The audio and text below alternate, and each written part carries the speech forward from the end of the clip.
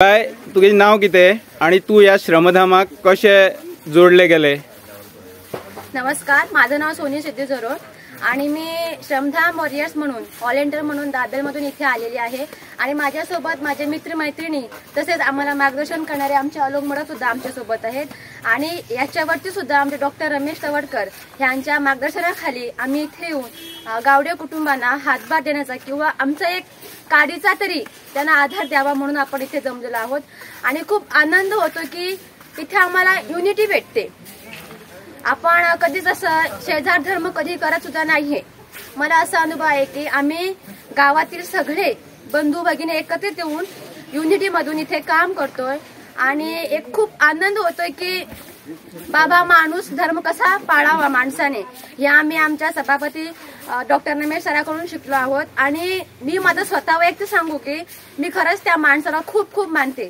माणूस की कशी असावे, माणूस की कशी जपावी, तर एक आमच्या कानकोणचा एक आदर्श व्यक्तिमत्व म्हणजे आमचा डॉक्टर रमेश सर आणि श्रमधाम वॉरियर्स अशी सरांनी खूप घरे घेतलेली आहेत आणि खास करून माझ्या गावामध्ये सुद्धा एक गरजू महिलेला घर बांधून दिलेला आहे सरांनी। बरं, आता आणखी किती घरात कामासाठी तू जोडली गेलेली आहे? माझं इथे 2 सेकंड बॅच आहे, नेत्रावळीमध्ये आहे, मग तिरवाळ प्रायमरी स्कूलला पण गेलेले आहे मी, नेत्रावळी जामकट तिथे पण गेलेले आहे मी आणि आमोणा इथेच माझ्या शेजारच्या गावाकडे सुद्धा मी गेलेले आहे श्रमधामासाठी। तुझं शिक्षण काय आहे आणि तू सध्या काय करते?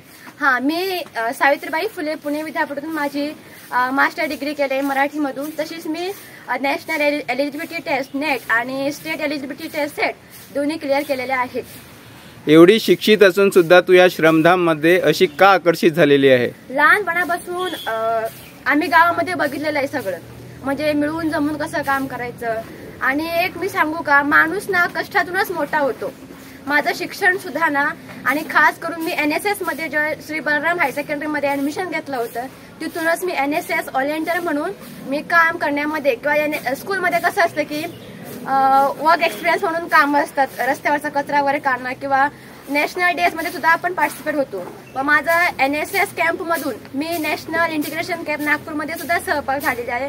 मी युथ फेस्टिवल सुद्धा मध्ये गेलेले आहेत, रोहतक, हरियाणा, दिल्लीमध्ये सुद्धा गेलेले आहे, नागपूरमध्ये गेलेले आहे।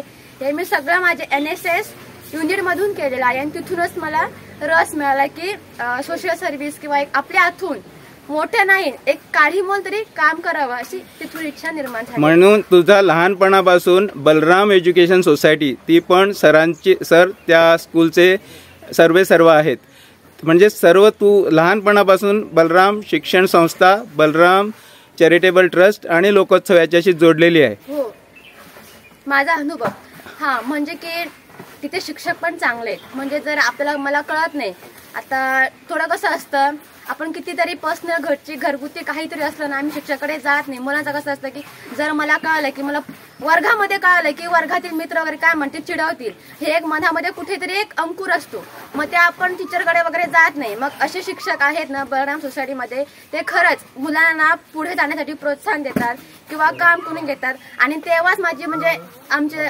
सरांशी माझी ओळख झालेली हायर सेकंडरी मधूनच। आणि लोकोत्सव म्हणजे खूप मजा येते काम करायला, मिळून मिसळून किती असंख्य लोक येतो। माझ्या गावालाच आदर्श गावला आमचं पूर्ण गाव ट्रॅफिकने भरतो, एवढी बघायला मजा येते ना, जर अवश्य तुम्ही पण येऊन बघू शकता आणि आस्वाद पण घेऊ शकता। बरं, आता तुझं पुढचं घर कुठलं आहे आणि कुठे जाणार आहे? जिथे सर मार्ग दाखवेल तिथे मी जाईल।